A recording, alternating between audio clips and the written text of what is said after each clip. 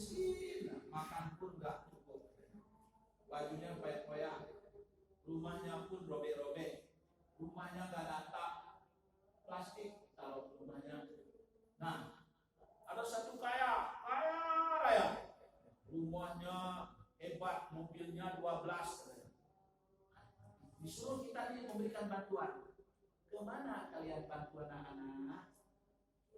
Anak-anak jawab, yang miskin bu, 100 konten kalian. Nah, kan betul kan? 100 konten kalian. Nah, lalu ditanya lagi, ada lagi anak-anak, kita disuruh timbun katanya.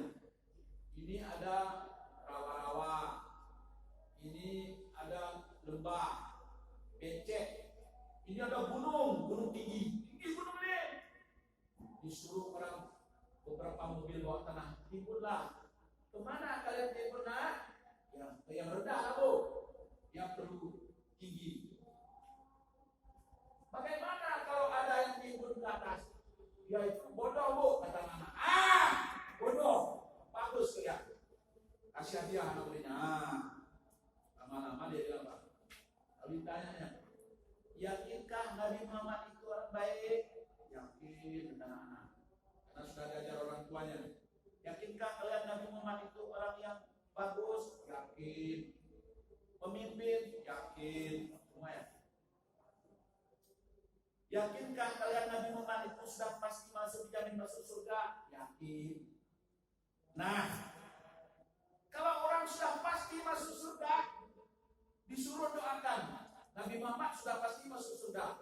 Sedangkan pelacur-pelacur, orang jahat-jahat yang minum keras belum dijamin. Mana yang kalian doakan? Doakan yang sana, bu. Bagaimana kalau ada orang yang mendoakan Nabi yang sudah dijamin, didoakan mubazir. Kapan didoakan? Setiap Nabi sallallahu alaihi nabi sallallahu alaihi rasul. Iya itu. Dianya nyambang. Bagaimana ini tanggung jawabnya kalau kita tak belajar? Padahal jangankan kita, Allah sendiri bersalawat kepada Nabi di dalam Al-Qur'an ya. Innallaha wa malaikatahu yusalluna 'alan nabi. Ya ayyuhalladzina amanu sallu 'alaihi wa sallimu taslima. Ini suruh larang salawat. Katanya mubazir. Nabi sudah masuk surga jamin, ngapain didoakan lagi? Inilah makanya pesantren jaga harus diperbanyak. Ya, inilah adik-adik sekalian. Ini yang belum masuk pesantren dulu belajar sekarang. Nggak sempat lagi belajar kitab nahu, kitab saraf, belajar kitab Jawa. Kitab Jawa itu pun itu adalah terjemahan ulama-ulama besar. Ya, jangan agak remeh. Nyona udah masailah itu pecah kita. Ai proba kaulnya mampu ditanya. Dia agak remeh, masailah murtadi ikhwanil murtadi. Hebat itu. Banyak hak itu. Inilah dia. Jadi teman sekalian, hari ini saya senang jumpa nih. Tadi ada yang bilang dari mana tadi? Dari Lombok ya, mana Lombok penawarnya? Coba tunjuk tangan Lombok. Kurang ya? Dah, tunjuk. Orang Lombok ini siapa yang kenal saya? Kenapa kenal saya? Oh ya, kenal saya. Saya lahir di Lombok. Tanggal 25 Mei 1959 lahir di Lombok. Nama kampungnya Kampung Sekulen Asal di pinggir sungai. Bahanyut ke kampung itu. Ada lagi Kampung Sekulen itu sudah pindah pinggir gunung sekarang. Saya Saya lahir di pinggir sungai. Saya inilah kalau nengok contoh orang Lekok, saya lah asli orang Lekok. Ini ada yang menganggap orang Lekok itu kupingnya besar, enggak.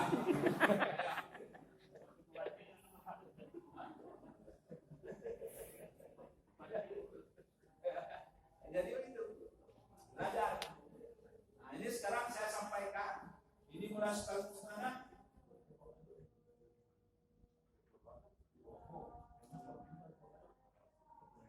Oh ya, ini ada yang pelan. Nah, ini supaya semangat nih, supaya belajar nih. Bagaimana cara belajar? Nah, ini kita bahas sekarang tentang kewajiban individu muslim terhadap Islam. Apa kewajiban kita? Kewajiban kita terhadap anak, kita tahu kan? Dan kewajiban kita terhadap orang tua, nah kita tahu. Apa kewajiban kita terhadap orang tua? Mentaati orang tua, mematuhi orang tua, menghormati orang tua, menyayangi orang tua, menolong orang tua. Ini adalah kewajiban kita. Nah, orang tua, anak juga begitu, menyayangi anak kita, mendidik anak kita, mengarahkan kepada yang baik, menyuruh anak kita salat, melarang anak kita berbuat mungkar, melarang anak kita mencuri, melarang anak kita jangan mencuri harta orang, melarang anak kita dari sifat-sifat yang tidak baik, sifat-sifat mazmumah, pembohong, khianat. Itu di tugas kita, kewajiban kita. Nah, sekarang yang kita bahas hari ini, apa kewajiban setiap individu muslim terhadap Islam? Apa? Jangan biarkan Islam begitu, Islam. Kita, Islam. Kita ini adalah orang yang muslim. Kenapa kita disebut muslim? Karena kita sudah memeluk Islam. Sekarang saya tanya, yang hadir ini memeluk Islam atau enggak semuanya? Ya. Yang enggak bilang itu takut. Jadi enggak Islam tadi. Memeluk Islam atau enggak kita ini semuanya? Islam. Ya. Dan ini bapak yang ini dulu nih, yang baju merah. Dari mana itu bapak dapat Islam itu?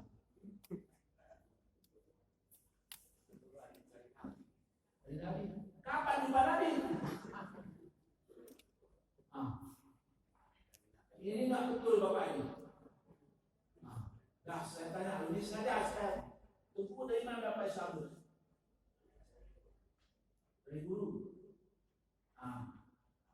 Misalnya ada orang ini Islam gitu dia bilang.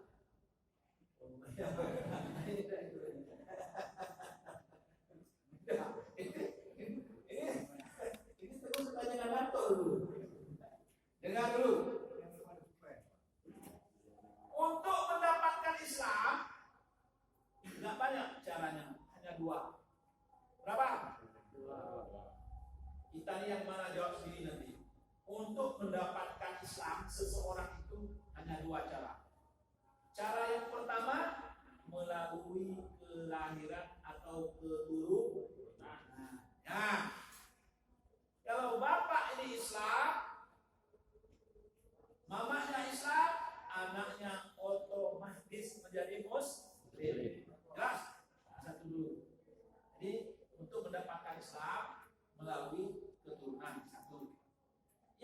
Yang nomor dua, untuk mendapatkan Islam ada dengan jalur perjuangan. Nah, ini dia. Jalur perjuangan. Saya rasa yang hadir ini semua jalur keturunan ini. Jalur perjuangan bagaimana? Ini yang berat. Ayahnya Kristen, mamanya Kristen, dia pun Kristen lah. Lalu dia masuk Islam. Nah, ayahnya Yahudi, mamanya Yahudi, Yahudi lah. Jadi dia masuk Islam. Setelah dia masuk Islam, contohnya sahabat-sahabat Nabi seperti Bilal bin Rabah, dia mengucapkan dua kalimat syahadat, asyhadu an la ilaha illallah wa asyhadu anna Muhammadan Rasulullah. Ini masuk Islam. Ini namanya melalui perjuangan. Biasanya melalui perjuangan ini berat. Kenapa? Karena dia akan diancam oleh saudara-saudaranya. Sudah keluar ya, masih Islam kau, bunuh kau. Nah, ini ancam.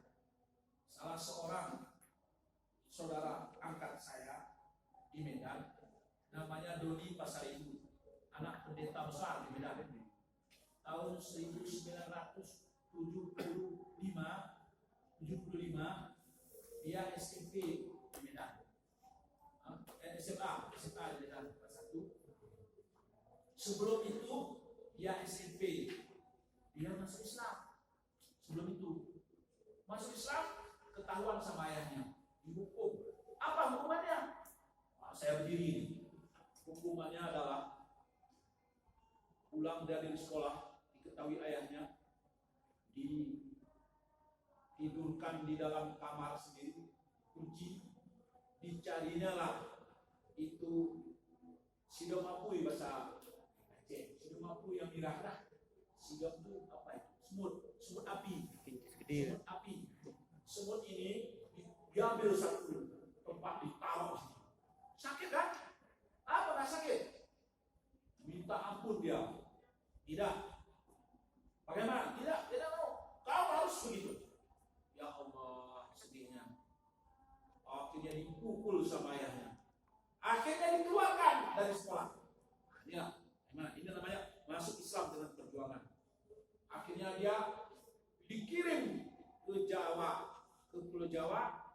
Ada pesantren Kristen namanya di Salatiga, dimasukkan ke pesantren Kristen di Salatiga. Anak tadi belajarlah dia di sana selama lebih kurang 3 tahun. Nah, 3 tahun di sana. Sudah 3 tahun, ayahnya senang. Anakku sudah pesantren, mantap kali nih. Yesus katanya. Pandai. Rupanya anaknya tadi nggak mau belajar. Sampai ke Medan, kembali lagi bergaul dengan kawannya yang muslim tadi. Ini nggak betul, rupanya masih tetap. Akhirnya ayahnya marah. Di suatu hari ayahnya punya pistol, ada pistol pendeta itu ada, minta pistol dan semua ada apa izinnya ya. Tembaknya anaknya, ditembak, pintu itu yang kena. Sejak itulah dia lari dia kemana lari dia ke Simpang Belim. Di Simpang Belim lah dia resmi Islam, tidak mau kembali ke sampai meninggal dunia di Lok Sumawi. Nah, jadi dia tadi di Simpang Belim seorang Aceh, jadi anak angkatnya dibawanya lah ke Tuan Cun untuk pesantren. Dia yang kasih biaya. Masuklah di pesantren Tuan Cun, namanya Doni Pasaribu, dirubah namanya, masuk sekolah Islam asli dia, dirubah namanya Nurdin, namanya Nurdin Pasaribu. Akhirnya belajar bersama kami. Ini namanya masuk Islam melalui perjuangan. Ada lagi yang masuk Islam banyak, ini contoh saja, melalui perjuangan, dikucilkan dari saudaranya, tidak diakui oleh ayah ibunya lagi anak. Ngeri kan? Siapa itu? Ada namanya Antonio, masuk Islam dia, Muhammad Syafi'i Antonio, masuk Islam dia. Sesudah masuk Islam, dia robah, dia tambah namanya Muhammad Syafi'i Antonio. Sekarang dia disekolahkan sebelumnya oleh seorang ulama Indonesia ke Mesir. Tamat S1 Mesir, S2 di Australia. Tamat S2 di Australia, S3 di Kuala Lumpur. Sekarang Muhammad Syafi'i Antonio, orang ahli berbantang Islam dunia. Dia hari ini orang paling besar dalam Islam. Ini dalam perjuangan.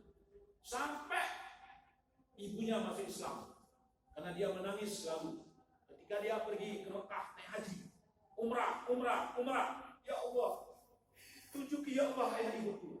Tapi ibunya ditunjuki Allah masuk Islam. Ayahnya sampai hari ini masih sebagai pendeta dalam Konghucu, biksu namanya. Ini masuk Islam melalui perjuangan. Makanya Muhammad Syafi'i Antonio menikah dengan seorang muslimah. Sekarang dia tinggal di Jakarta dan dia adalah penasihat Bank Islam yang ada di Malaysia. Bagaimana hebatnya? Orang Cina, orang ayah ibunya kafir, tapi dia masuk Islam. Tapi kita ini bapak kita Islam, nenek Islam. Ada yang udah umur 25 tahun belum pandai lagi. Kapan buktinya? Ramadan. Nanti masyaallah kama sare rajis tahu kadara. Masya Allah, malu kita. Sudah 25 tahun belum bisa ngaji. Padahal itu urusan umur anak kecil. Matahum kamatalin hadis badana falamma aqa'at ma hawlahu da'aballahu binurihim wa tarakahum fi dhulumatin la yubsirun. Ini sudah 25 tahun masih ngaji aja belum bisa. Jadi bagaimana nilai umat Islam kita hari ini? Ini yang penting. Ini tugas-tugas kita sebagai calon ulama nanti di kampung-kampung. Bukan enak. Jangan pikir nggak enak kali nanti jadi ulama kita. Jangan enaknya dipikirkan. Rasulullah bukan enaknya dipikirkan. Rasulullah berjuang. Tantangan sudah pasti ada. Ada pakcik kita.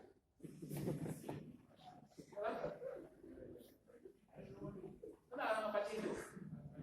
Siapa namanya? Roma Kolot. Nggak kenal kan? Siapa? Oh, yang kenal.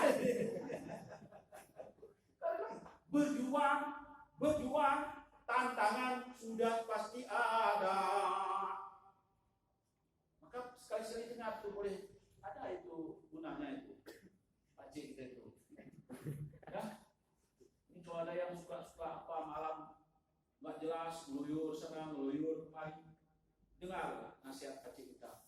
Begadang jangan begadang. Kalau tiada artinya, begadang boleh saja. Kalau dengar dakwah agama. Kenapa? Kalau terlalu banyak begadang, muka pucat karena darah berkurang. Kuranglah darah kita.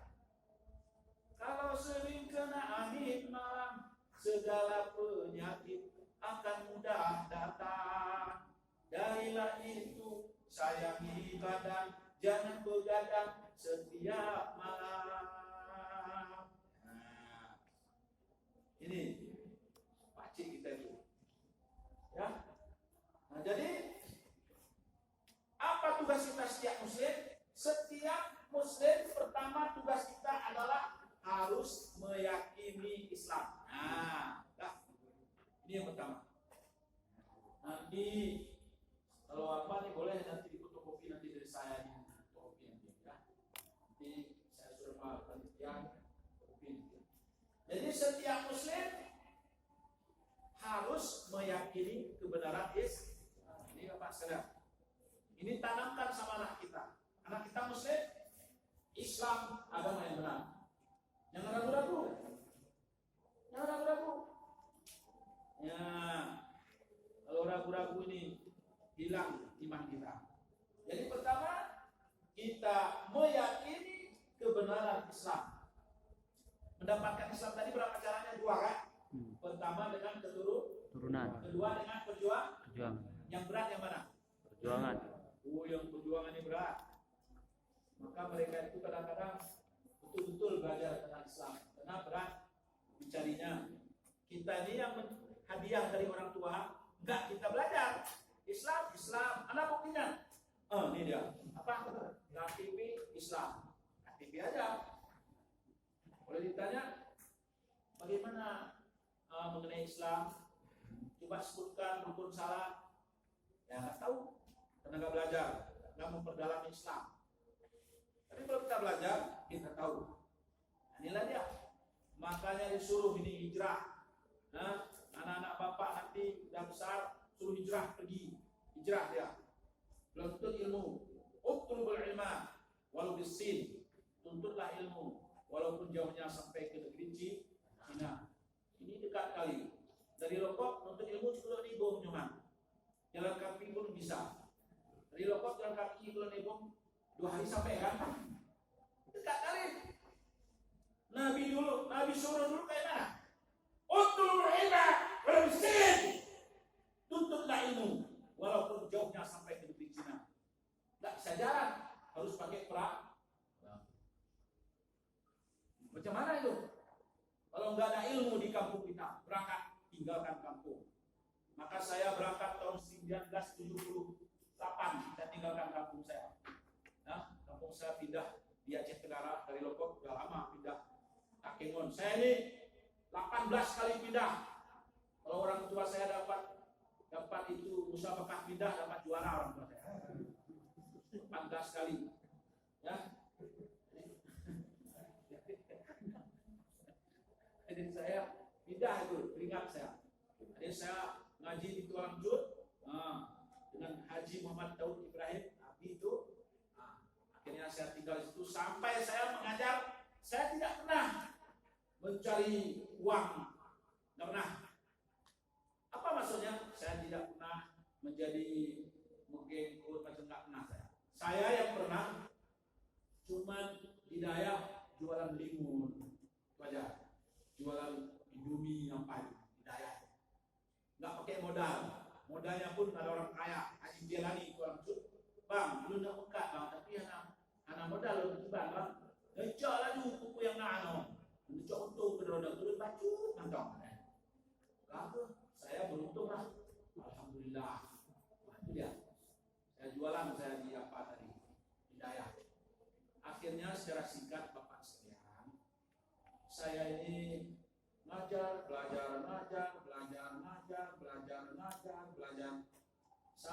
sambil saya hidayah, saya ngajar kawan-kawan. Gunung yang anak hukum gimana cara? Minta cara hukum. Cukup payah. Ilmu tamong Pak dayahnya. Setengah rumah kalau 6 bulan. Setengah rumah kalau dia rumah. Buat tanya. Bermula ini itu. Apa ini bermula ini itu? Bermula ini itu. Begitu Pak sana.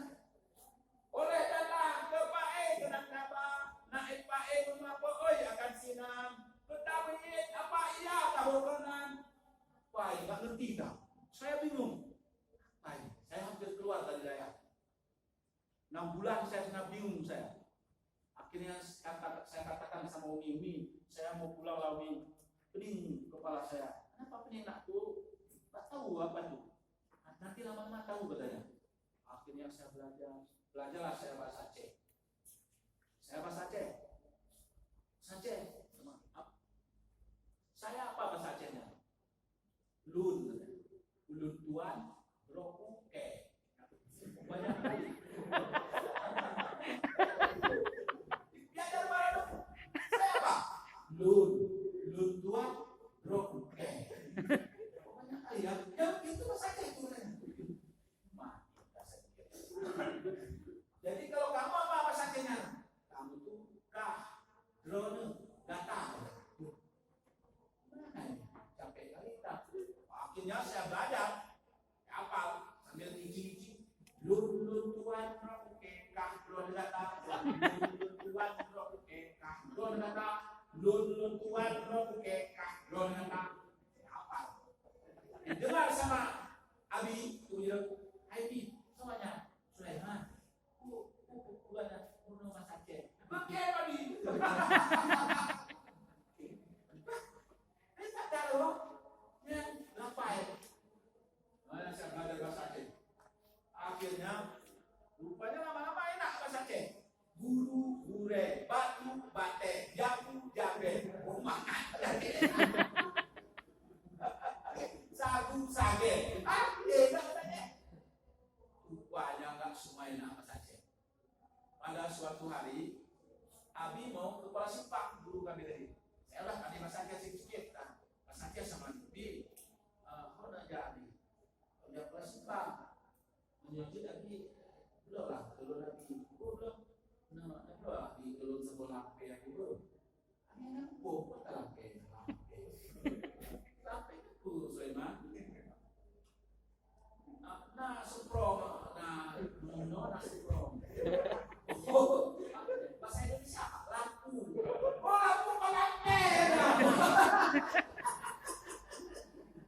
Lampu pejol. Ya Allah, bahasa Aceh rumahnya. Sampai lampu nggak lampe. Banyak. Wakilnya kan tertawa lagi.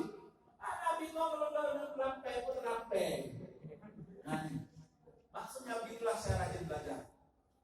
Akhirnya saya 1 tahun saya di Tulang Cut Ngaji, saya sudah bisa bahasa Aceh. 1,5 tahun saya di Tulang Cut Ngaji, saya ceramah bahasa Aceh. Di mana pertama saya ceramah bahasa Aceh? Di Lungsa, Sipangdi. Nyangka, Aceh. Di malam yang berbahagia, kau mak ayah sekalian, lun tuan dan truk dalam rangka lun betul sejarah Rasul mengenai Maulid Rasulullah SAW. Aceh, Mas Aceh itu lah, tampunan.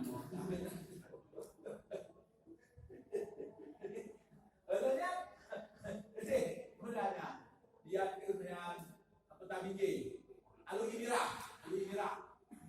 Oh, tampung itu. Nah. Jadi sehingga wow belajarnya ceramah bahasa Arab. Ada di sini pandai bahasa Arab. Nah, saudara itu kering si bokok dia kan buang apa dengan kering suami dia. Kita menceramah dulu.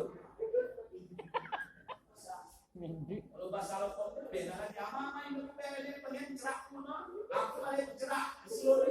Bahasa Arab. Ini itu mandurin. Saya sakit itu kubung jadi enggak. Nah itu dia.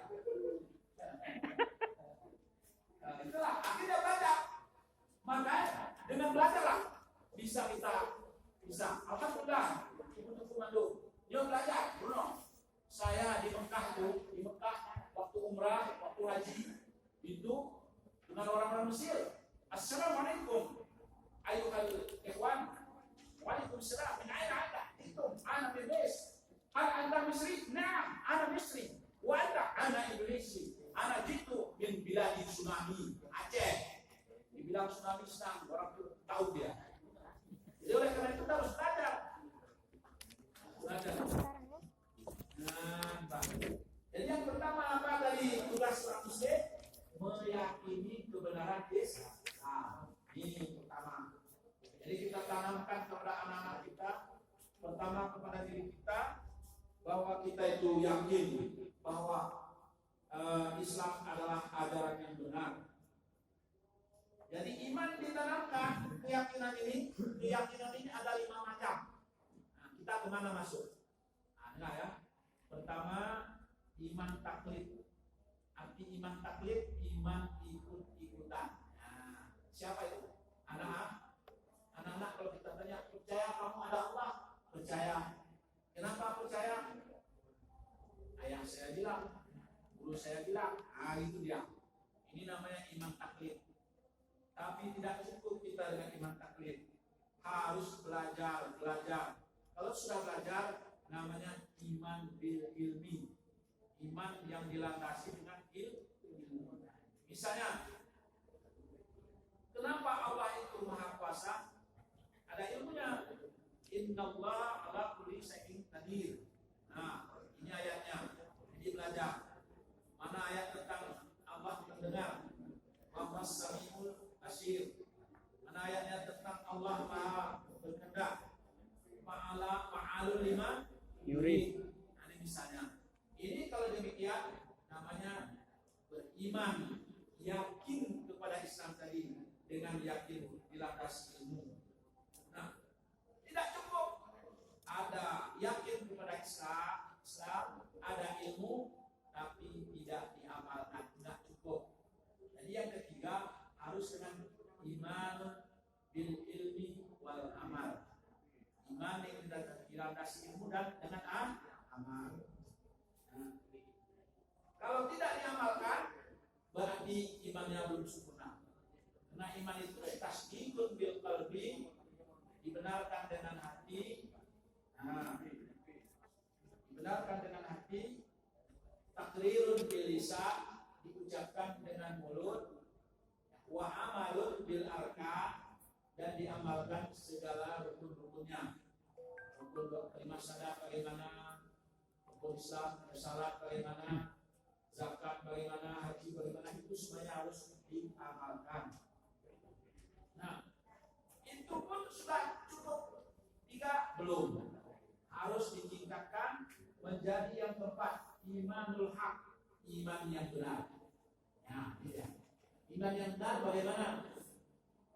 Sesuai perbuatan, sesuai ungkapan dengan perbuatan dan dengan di hatinya. Ini namanya imanul haq.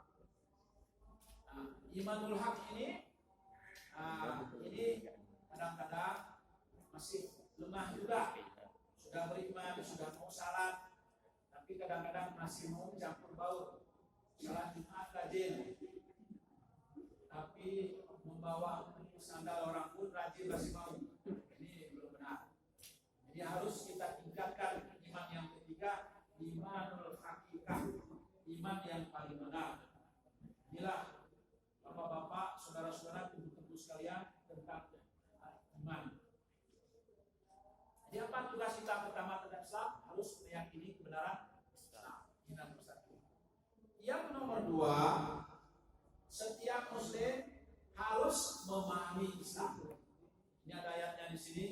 Wa maka al-mu'minuna liyamfiru kafah kalau la nafara min kulli firqatin minhum ta'ifatun liyatafaqahu fid din wa liyunziru qaumahum idza raja'u ilaihim la'allahum yahzarun. Ini surah At-Taubah ayat 122. Nah, jadi yang kedua, tugas kita setiap muslim harus memahami ajaran Islam. Bagaimana memahaminya? Dengan belajar. Nah, dia harus belajar. Tidak ada alasan tidak belajar. Karena dalam kajian kami di Dayak-Dayak, fakullu man bilairi ilmi ya'malu amaluhu mardudatun la tuqbalu. Si barang siapa yang beramal